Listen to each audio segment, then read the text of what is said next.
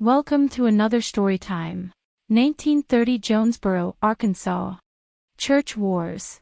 In the early 1930s, in Jonesboro, Arkansas, there began to be a conflict rising in the Baptist community.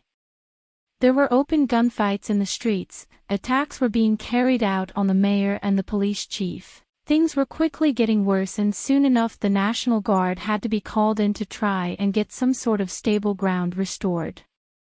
The conflict was so bad that it destroyed relationships within the community for generations.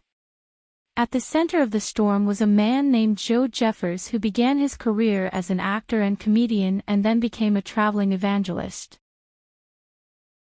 In 1930 he was invited by the First Baptist Church as well as the Jonesboro Bible College to try a series of tent revivals.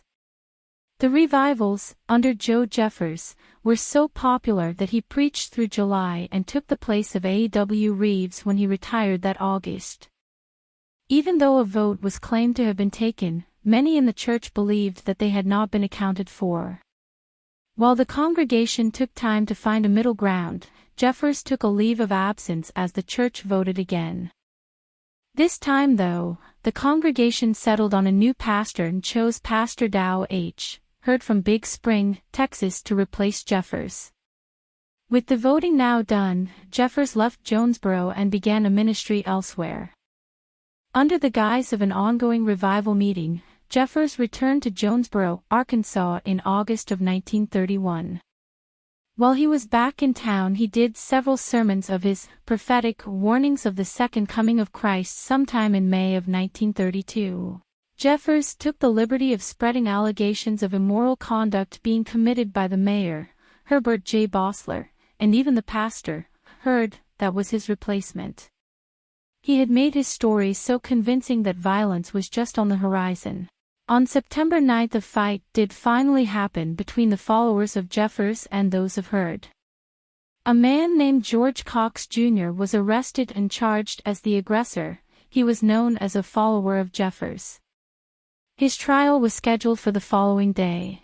The next morning, Jeffers led a group of his followers to the courthouse to protest. During a prayer, Jeffers asked God to strike the mayor dead.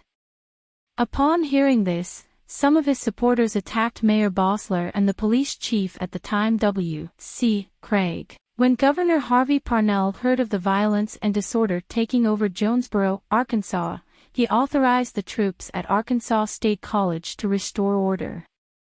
He also called for reinforcements for these troops from other soldiers stationed around the state. Soldiers would be stationed throughout the town, even around Jeffers' tent, where sometimes more than 5,000 people would be gathered.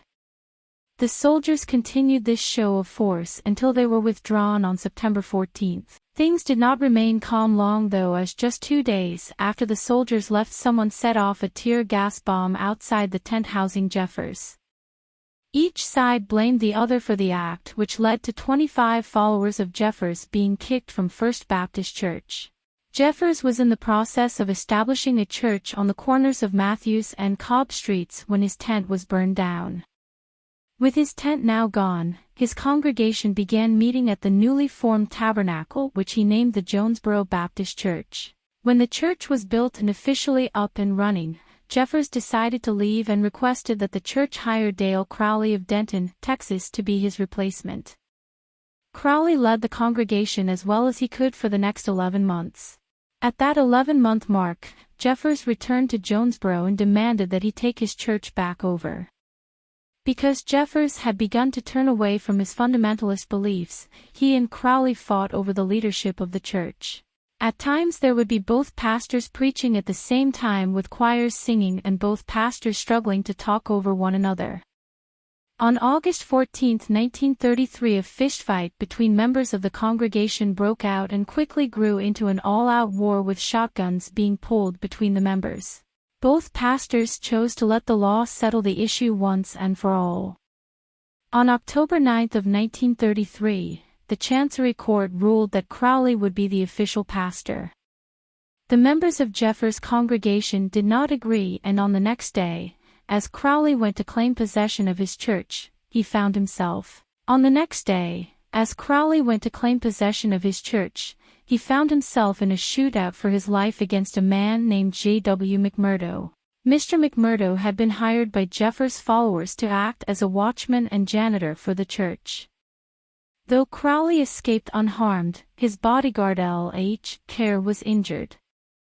Mr. McMurdo was shot twice in his legs and once in his abdomen and did not survive. Crowley was arrested and charged with murder, and at his hearing on October 14 Crowley claimed to have acted in self-defense.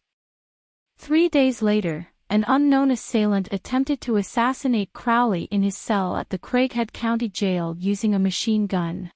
Once again, Crowley escaped unharmed and lived to make it to trial on January 3, 1934.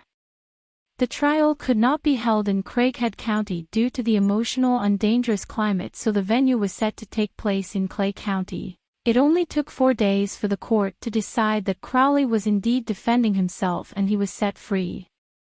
Shortly after the shooting though, Jeffers left for Miami, Florida. Shortly after, he renounced his Baptist ministry and became a leader of the Pyramid Power Yahweh group in Missouri. Jeffers began a new venture as a self-proclaimed prophet to this new group of people. There is little else known about the church wars due to so many people refusing to say what happened through those turbulent times. Mr. Dusty Jordan was able to find 4 individuals that revealed the little bit we do know. Even though it had been 50 years later, those individuals still refused to be identified in print. We do know though that Hurd and even Crowley left Jonesboro after all of the chaos.